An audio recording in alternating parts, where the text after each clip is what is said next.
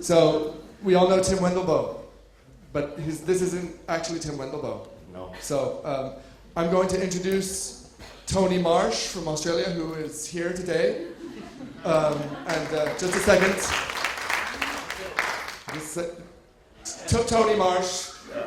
Tony, okay, who's going to talk to us about some interesting quality improvement projects that are going on in Indonesia. Tony, welcome. Thank you.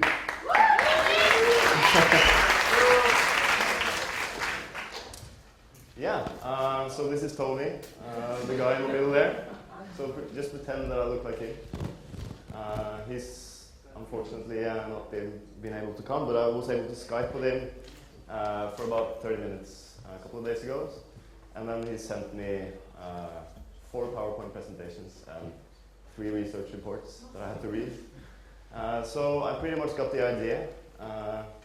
This guy looks really happy. So, yeah, Tony is working in Indonesia, and especially Sulawesi, which is this island here, and Flores, which is not very well known in coffee world, but this little island here. So that's where he's done a lot of experiments. He's working as a coffee consultant. He's Australian. And I think one of the reasons why they chose to work a lot in Indonesia is because Australia is there and it's very close to get coffee over from Indonesia. So it made more sense for them. Australian Centre for International Agricultural Research. I'm not going to remember that for later, so just remember that. That's the organization that has been implementing a lot of quality research in Indonesia, and it's governmentally funded. So he's able to do a lot of geekery that is not normally done in Indonesia. Flores is, as we saw in eastern Indonesia, the coffees are normally grown at not quite low altitudes. They produced around 3,000 tons of coffee in 2009. But this year, he just told me that most likely the coffee production is down by 30 to 50%. Which has increased the prices, but it's made it impossible to get coffees out. So all the experiments they're doing are just being bought and sent out fast. They grow mainly 3 varietals. Typica, which is the traditional one. You can see, he showed me some pictures of trees that are, you think you're walking in a forest of shrubs, but it's actually coffee trees. So they're quite tall and very sort of slim and very low production. One of the reasons why that's not grown that much anymore is because it's very, it gets a lot of trouble with coffee leaf rust, so production goes down. So Hybrido de Timor, we found a double tim. It's called Tim Tim down there. It's basically a crossing between Robusta and Typica. And then that hybrid is normally used to create Catimor, which is a crossing between Caturra and Hybrido de Timor. But here they just grow the Hybrido. And S795 is one of the Indian developments, more leaf rust resistant. Tastes quite woody because it's crossed with Robusta years ago. So a typical farm in Flores, it's like a smallholder farm, so they will have, like in Kenya or Ethiopia, quite a few trees. And their main production is fruits and vegetables, maize, rice, because they're hungry, they need to grow food. So food is priority number 1, and therefore the farms, they actually don't spend a lot of money on inputs such as fertilizer, pesticides. They don't spend a lot of labor on the farm when it comes to coffee. So coffee is just mainly grown as a sort of supplemental cash crop for them. This is a typical, I've never been to Indonesia, but he says that this is a typical, Antoni, this is a typical depulper, which you can see on the farm. Normally they always depulp it at their farm. Put parchment with a muesli jar in plastic buckets. They normally just dry it on the ground like this. So for many of you who are very much in love with honey coffees, probably because of the name, this is called pulp natural in Brazil, or honey coffees in Panama. Sounds exotic. The problem here is, of course, the mucilage is very sticky. It's difficult to dry. It attracts microorganisms. Plus, they can dry it on, like, in the streets, in the gutter. They can dry it on the soil. Of course, it's not going to taste great. Pulp natural is regarded as sort of the cheap, low-quality processing method in Indonesia. Another problem in Flores is it's extremely dry, so there's very little surface water. So the little that they have, they need to use as drinking water. And the coffee industry is changing a little bit. There's a lot of exporters coming in and trying to improve the quality. And they're implementing normally 3 types of processes. And fully washed, I'm sure you're all aware of that. That's where you depulp the coffee, you ferment it for 2 to 3 days, depending on the climate. They wash the coffee and then dry it. Wet hold is the same as fully washed. I'll go into that a little bit deeper later. And then pulp natural, which is regarded the low quality. The problem with the new exporters implementing a lot of fully washed processes is that it uses a lot of water, and the wastewater is polluting the drinking water. Plus, sometimes they don't have water, so they can't use it. And the same with the wet holding, it's just the same. So they started a project to see if they could improve the quality without spending so much water, and sort of customizing it more for the climate and the islands. And that's the name of the project. I'm not going to read it. Basically what it means is to improve quality control. And what they started doing is, from the picking, this is a normal picking that you will get, a lot of greens, which of course is bad, so just by selecting out the greens and only processing the red together, they were able to improve quality on that. Also implementing clean plastic buckets for processing. Very simple, but remember the production is small scale, so it doesn't really matter that it's a small plastic bucket. It's actually easier to clean than concrete fermentation tanks. And also during drying, placing the coffee on raised beds, or at least a clean patio instead of the gutter in the street where the sewer is flowing over. And then they started looking at what's very, very common for Indonesia, called wet hulling, which is basically a washed coffee. But when the parchment, that's the sort of final washed coffee, the parchment has a little skin around the green bean. When that has a moisture content around 30 to 40%, which means quite early after washing, they will hull the coffee, which means removing the parchment skin. So this is the parchment normally when you dry it as washed coffee, and because you remove the parchment, you end up with a green bean. The reason why they do this is because it's extremely humid, so it's difficult to dry the coffee, and it's risky because people will come and steal it and stuff like that. So when you remove the parchment, you'll be able to dry it much faster. And the reason for this is the parchment is sort of like a Gore-Tex jacket. It's water resistant. So the water goes out from the parchment slower. So when you remove it, you're able to dry it much faster. This is mainly done in Indonesia. It's not done anywhere else in the world. And that's probably why the Indonesian coffees are so distinct. I'm sure you tasted it yesterday. Companies like Starbucks, a lot of the US roasters, not the best ones, but a lot of them, buy these coffees because they have a very earthy characteristic, and it's very heavy in body and, basically dirty. In my opinion, it's a defect because all the coffees taste more or less the same, baggy, earthy, and so on. And it's probably because the parchment is also a protection skin for the beans. And when you remove it and put it on the ground, of course it's going to absorb earthy flavors and so on. So that's the wet holding. The fully washed, more and more experimenting with this. We will actually taste all these processes later.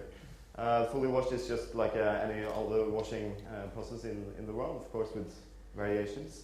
But they dry the coffee with the parchment. And then you have the pulp natural or the honey, which is quite popular in like Costa Rica and Panama and also Brazil. where they just depulp the coffee and dry it with the mucilage. But how they improved it in this project was by drying it on raised beds and making sure only red cherry was picked and so on. So they were able to raise the quality without raising the amount of water used. So they took what was considered the lower quality process and sort of made it the same quality as the other processes. This is just coffee, pulp natural or honey, where the mucilage is on, and this is washed. You see it's washed off, so it's not as sticky and yellow. Cool, we're going to go out and taste.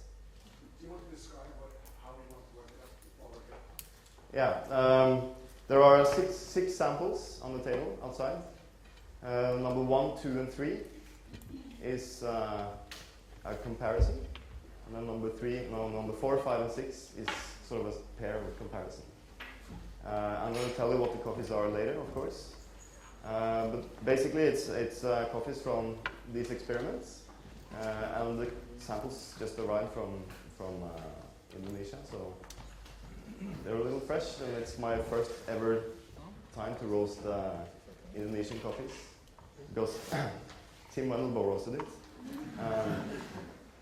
But I've checked it, and it's actually okay to taste. So yeah, it would be interesting. So remember, 1, 2, and 3 is a sort of a pairing, and then 3, 4, and 5. 4, 5, 6. So. Cool.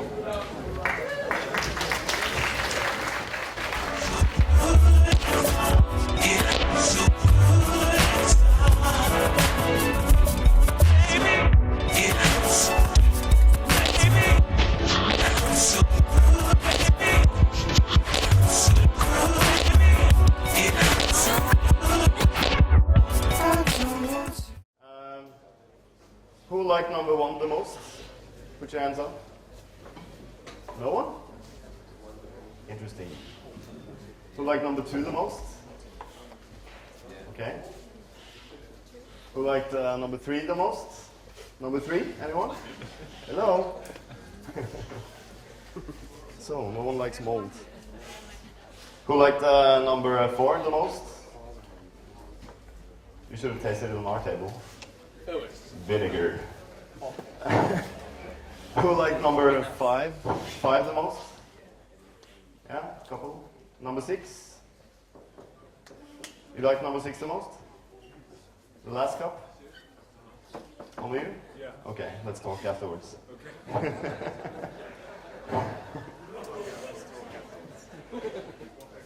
So, the reason why I thought that no one liked number 1 the most is because this was the coffee that most Australian roasters liked the most. So they tested these coffees, the same experiments a couple of times, and sent the coffees out to a lot of Australian roasters and also some American. And number 1 was the one they liked the most, probably because Australia is very espresso driven and they need like super sweet, heavy coffees. Any comments on the coffee, like taste-wise? Dirty. Dirty? Yeah. Number 1? Yeah. If number 1 is starting from here. Yeah. Okay. Defect, moldy instead. Not the worst on the table. It's from Flores, Bayava. It's a cooperative, and it's produced from. It's the Wongawali cooperative. Bayava, I guess, is the place. It's pulp natural coffee. Supposed to be a clean, good coffee. Number 2, the one that a lot of people liked, is the same place, another cooperative, but it's a fully washed. So here they wash the coffee like they do in Central America, ferment, wash, and dry on elevated beds. So it's supposed to be a very clean coffee from Flores. The problem is, again, they use way too much water when they produce it, and that's something that they don't have. Do they not have panados? Pardon? Panados machines? The demucilaginators? No, I don't think they have. Okay. Yeah. I'm not sure, but yeah. Tony, where are you? Tony. Number 3 is from the same island, But this is produced the traditional way, where they wet hull, so they remove the parchment and dry the green coffee straight on the soil. So the reason why you can compare it is because in number 1 and number 2, they implemented quality control. In number 3, this coffee is just bought on a local market somewhere. And it's 80 to 90% of the coffee from Flores tastes like this. Mold. I can just comment on it. Mold and phenol is just terrible. Any comments on number 2? Like taste-wise? Sweet? Yeah? 3 or 2? Number 2? Number 3 now. Number 2. Oh, okay, sorry. Comments on number 2? Sweet? Clean? Quite elegant on this table. Yeah. It means that I like dirty. Yes. Noticeably lacking in defects. Noticeably lacking in defect, okay. Nice. Okay, then the next 3 is from Sulawesi. Number 4. Yeah, the next 3 coffees. So number 4, we did number 3 already. Coffee number 4 is from Sulawesi, from Benteng Ala cooperative, I think. Traditional washed and wet hulled coffee. Supposed to be good, because they are doing some quality control. But for me, this was just very vinegary and yeah. Very Vinegary, acetic acid, like you had yesterday. So, fermenty. Coffee number 5. And number 4 was the one that you liked the most, wasn't it? Oh, yeah. Yeah. It's the Kopi Luwak gang again, you know? Number 5 is also washed and wet hulled coffee from another cooperative, supposed to be quite good quality from Sulawesi. They implement some good quality control from Bone. And number 6 is also Sulawesi, wet hulled, but just bought on the local markets. And I roasted this coffee, and the green beans themselves were just stinking of mold and rotten soil, and was just terrible. That was 1 minute. Ah, okay. That makes sense. We started over here. Cool. I asked Tony, since he's not here, and to be able to ask or answer questions, I asked him to put or send me his full research report so we can put it online. Is this on? Yeah. So if you go to the Nordic Barista Cup webpage eventually, within a couple of weeks, we will probably post the whole report and also maybe a summary of it. So you might read what they've been doing in Indonesia. Cool. Any questions? Great, because I can't answer. Yes?